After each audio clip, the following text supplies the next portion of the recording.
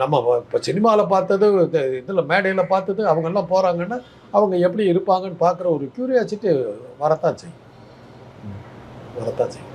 அந்த அந்த க்யூரியாசிட்டியில் வர்றது இதில் வந்து ஆர்எஸ்எஸ் பின்னணியில் இருக்குது. அவங்க என்ன மாதிரி ஆளுங்கன்னு உங்களுக்கு அந்த தம்பிக்கு தெரியாது. காந்தியவே கொண்ட கூட்டம், அதை நியாயப்படுத்துகிற ஒரு கூட்டம். அந்த காந்தி பிறந்த நாளில் கோட்ஸை ஆர்எஸ்எஸ்க்கு வந்து 100ஆண்டு விழான்னு சொல்லி காயின் வெளியிடுற ஒரு ஆள் வந்து பிரதம மந்திரியாக இருக்கிற நாடு இது. உலகம் முழுவதும் அவர் மகாத்மா.